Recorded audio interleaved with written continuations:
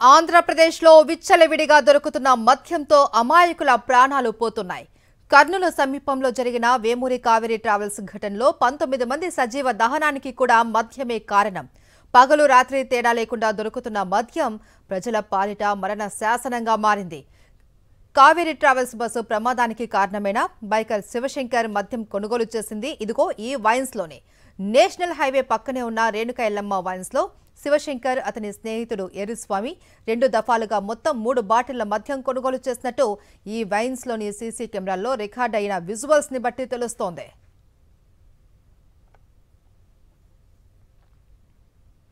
శివశంకర్ మద్యం కొనుగోలు చేసిన రేణుక ఎల్లమ్మ వైన్స్ షాప్ నుంచి మరింత సమాచారం మా ప్రతినిధి మూర్తి అందిస్తారు.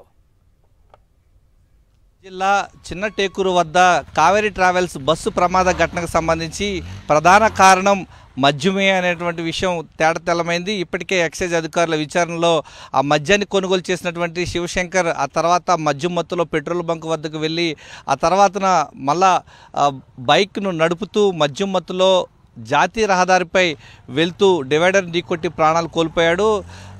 కొద్దిసేపటి క్రితమే ఎక్సైజ్ అధికారుల విచారణలో తేలింది ఏమంటే ప్రస్తుతం మనం చూస్తున్నటువంటి రేణుక ఎల్లమ్మ వైన్స్ వద్ద ప్రస్తుతం మనం చూస్తున్నటువంటి పెద్ద టేకూరు వద్ద ఉన్నటువంటి శ్రీ శ్రీ శ్రీ రేణుక ఎల్లమ్మ వైన్స్ అనేటువంటి ఈ యొక్క వైన్ షాపులోనే 23వ తారీఖు నాడు 7 గంటలకు కరెక్ట్గా 6:58 మనం ఇక్కడ చూస్తున్నటువంటి ఈ యొక్క రేణుక ఎల్లమ్మ వైన్ షాప్ వద్దకు వచ్చి మొదట 2 బాటిల్స్ 99 రూపీస్ సంబంధించినటువంటి 2 బాటిల్స్ కొనుగోలు చేశాడు. ఆ తర్వాత గంటన్నర వ్యవధిలోనే మరొక బాటిల్ కొనుగోలు చేయడానికి ఇదే ప్రాంతానికి రావడం జరిగింది. ప్రస్తుతం మనం చూస్తున్నాం ఈ యొక్క ప్రాంతంలో ఉన్నటువంటి సీసీ ఫుటేజ్ మనకు కనిపిస్తున్నటువంటి అక్కడ కనిపిస్తున్నటువంటి ఆ సీసీ కెమెరానే ఆ యొక్క దృశ్యాలను ఇక్కడ ఉన్నటువంటి వైన్ షాప్లో ఉన్నటువంటి కౌంటర్లో ఉన్నటువంటి కౌంటర్లో సేల్స్ జరిగేటప్పుడు ఆ యొక్క సీసీ కెమెరాలో నమోదైనటువంటి దృశ్యాలు. ఎక్సైజ్ అధికారుల విచారణలో మద్యం మత్తులోనే అతను డ్రైవ్ చేశాడు. ఆ తర్వాతన గంటన్నర వ్యవధిలోనే రెండు బాటిల్స్ కొనుగోలు చేయడానికి వచ్చాడు. ఆ తర్వాత 1 బాటిల్ కొన్నాడు. అసలు ఏం బాటిల్ కొన్నాడు, అసలు ఎన్ని బాటిల్స్ కొనుగోలు చేశాడనేది మద్యం షాప్లో ఉన్నటువంటి విక్రయదారులు అడిగి తెలుసుకునే ప్రయత్నం చేద్దాం. అసలు ఎన్ని గంటలకు వచ్చాడో, ఆ రోజు ఏం జరిగింది బ్రదర్? టైం మనకు లేదు. ఏమంటారు క్యాషియర్ ఉండే వేరే ఆయన. క్యాషియర్ ఆయన ఈరోజు డ్యూటీలో లేడు, అట్లా ఇంకో క్యాషియర్ ఉన్నాడు. అట్లా చూసినాం. మామూలు అయితే చీపే తీసుకున్నాడు. మనం ఆ రోజు డ్యూటీలో లేము, క్యాషియర్ లేడు ఈరోజు, ఆయన డ్యూటీ దిగినాడు. సుమో అంతే. అది మనకు అంత తెలియదు. ఆయన క్యాషియర్ ఉన్నాడు అట్లా, ఆ క్యాషియర్ లేడు మనకి. చూసినాం కానీ మీకు తెలుసు ఇంకా వీడియోస్. రెండు మొదట 2 తర్వాత 1 అంతే. Sumo brand. ప్రస్తుతం ఏదైతే ఆ వైన్ షాప్లో మనం ఉన్నటువంటి యొక్క బ్రాండ్ ఏదైతే ఉందో సుమో బ్రాండ్ నాణ్యమైన మద్యాన్ని అందిస్తామంటూ ఎన్నికల ప్రచార సమయంలో సాక్షాత్తు రాష్ట్ర ముఖ్యమంత్రి చంద్రబాబు నాయుడు 99 రూపాయలకే మద్యం అందిస్తామంటూ ముందుగా చెప్పినటువంటి చంద్రబాబు నాయుడు ఈరోజు సుమో బ్రాండ్ ఈ బ్రాండ్ను మొదట 6:58 కంటే 7 గంటలకు 23వ తారీఖు నాడు కొనుగోలు చేసినటువంటి శివశంకర్ ఆ తర్వాత మళ్ళా గంటన్నర వ్యవధిలోనే 8 గంటల సమయంలో వచ్చి మళ్ళా ఈ యొక్క వైన్ షాప్ వద్దనే మళ్ళీ మరొక బాటిల్ కొనుగోలు చేశాడు. సుమో బ్రాండ్ 99 రూపాయల మద్యం బాటిల్ మొత్తం 3 బాటిల్స్ కొనుగోలు చేశారు. మొదట 7 గంటలకు 2 బాటిల్స్ అయితే తర్వాత వచ్చేసరికి 1 బాటిల్ కొనుగోలు చేశారని చెప్పి కౌంటర్లో ఉన్నటువంటి సిబ్బంది, ఆ రోజు డ్యూటీలో ఉన్నటువంటి సిబ్బంది చెప్తున్నటువంటి పరిస్థితి.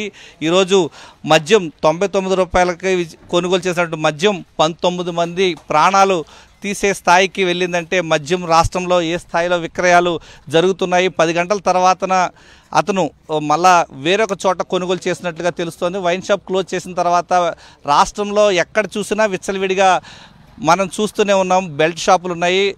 ఆ క్రమంలోనే బెల్ట్ షాపుల వద్ద కూడా ఇతను కొనుగోలు చేసినట్లుగా తెలుస్తోంది. మొత్తానికైతే మద్యం మత్తులో ర్యాష్ డ్రైవింగ్ కారణంగానే ఈ యొక్క ప్రమాద ఘటన చోటు చేసుకున్నట్లుగా తెలుస్తూ ఉంది. సమయం ముగియడంతో రేణుక ఎల్లమ్మ వైన్స్ షాపును సిబ్బంది మూసివేశారు.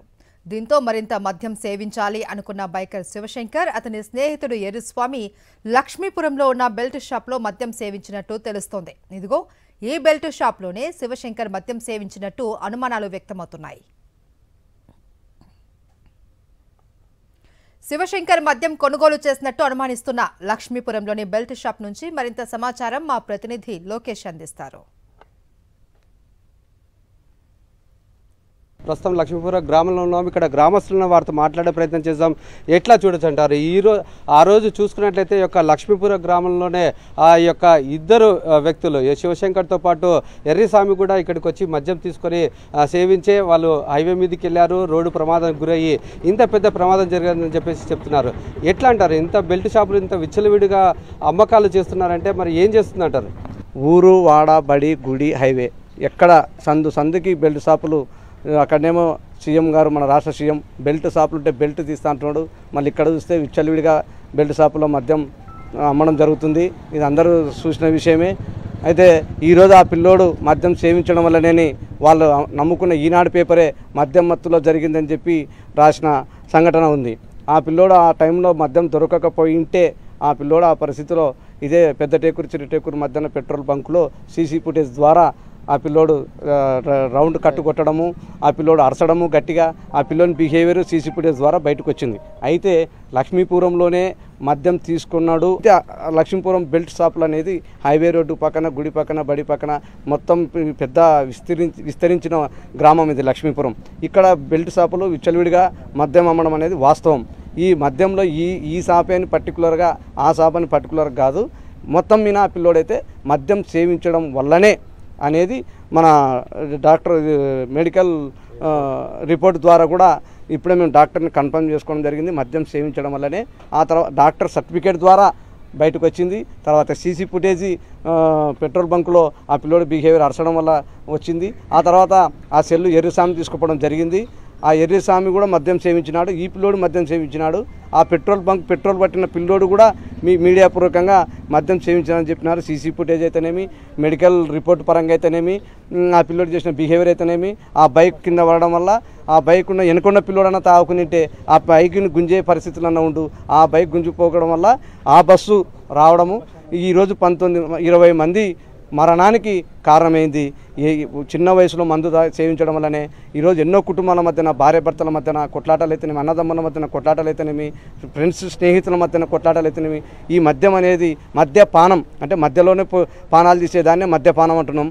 ఈ మద్యపానం వల్లనే ఎన్నో కుటుంబాలు చాలా ఇబ్బంది పడుతున్నాయి. ఇదే మన జనసేన పవన్ కళ్యాణ్ గారు జగన్ అని గొంతు చించుకొని మద్యపానం వల్ల ఎంతమంది కుటుంబాలు అన్న వ్యక్తి మళ్ళీ ఈరోజు ఇంతమంది మద్యం మత్తులో చనిపోయినాడని చెప్పిన పవన్ కళ్యాణ్ గారు మరి ఎందుకు ప్రశ్నిస్తలేరో ఒక పరాలించుకోవాల్సిన అవసరం ఉంది. ఆ పైన ఏమైనా బెల్ట్ షాపులు బెల్ట్ తీస్తా అంటాడు, మళ్ళీ ఇక్కడ మద్యం విచ్చలుడిగా జరుగుతుంది. దానికి ఒక టైం లేదు, పద్ధతి లేదు. 24 గంటలు మెడికల్ షాప్లో ట్యాబ్లెట్ దొరకవో కానీ మరి మద్యం మట్టుకు 24 గంటలు దొరుకుతుంది. మద్యం సేవించారని చెప్పేసి పోలీసులు విచారణలో చెప్తున్న పరిస్థితి కనపడుతుంది. ఏ విధంగా చూడొచ్చు అంటారు? ఇటువంటి ప్రమాదాలను నియంత్రించాలంటే ఏం చేస్తే బాగుంటుంది అంటారు? మొట్టమొదటగా ఆంధ్రప్రదేశ్కు మధ్యాంధ్రప్రదేశ్ అని నామకరణ చేయడం మంచిది. ఎందుకంటే ఇది ఒకప్పుడు స్వర్ణాంధ్రప్రదేశ్ను చేస్తా అన్న మన ముఖ్యమంత్రి గారే దీన్ని మధ్యాంధ్రప్రదేశ్గా మార్చి విచ్చలవిడిగా గుడి పక్కన బడి పక్కన రోడ్ల పక్కన విచ్చలవిడిగా మద్యం అమ్మకాలు జరిపి యువతను పెడదవలో పట్టి నిన్న జరిగిన ఇన్సిడెంట్కు విచ్చలవిడిగా 24 గంటలు మద్య షాపులలో మందు విచ్చలవిడిగా అమ్మడం నుంచే అని ఒక రకంగా ధృవీకరించుకోవచ్చు. ఎందుకంటే ఈ మందు ఈనక లేకుంటే ఆ టైంలో ఆ పిల్లలు ఇద్దరు రోడ్డు మీదకి పోరు, ఆ యాక్సిడెంట్ జరగదు. కనుక మనం స్వర్ణాంధ్రప్రదేశ్ కాదు కానీ మధ్యాంధ్రప్రదేశ్ను నిర్మూలించి బెల్ట్ షాపులను నిర్మూలించకపోతే సీఎం గారికి చాలా చెడ్డ పేరు వస్తుంది. మీరు ఏం కోరుకుంటున్నారు? ఇక్కడ ఉన్న గ్రామంలో ఉన్న బెల్ట్ షాపుల గురించి మీరు ఏం చెప్పదలుచుకున్నారు? బెల్ట్ షాపులో బంద్ చేస్తే బాగుంటుంది. బెల్ట్ షాపులో ఏమవుతుందంటే ఇప్పుడు ఇంతకుముందు కొద్దిగా ఎక్స్చేంజ్ వాళ్ళు కానీ పోలీస్ డిపార్ట్మెంట్ కానీ తనిఖీలు చేస్తుండ్రు.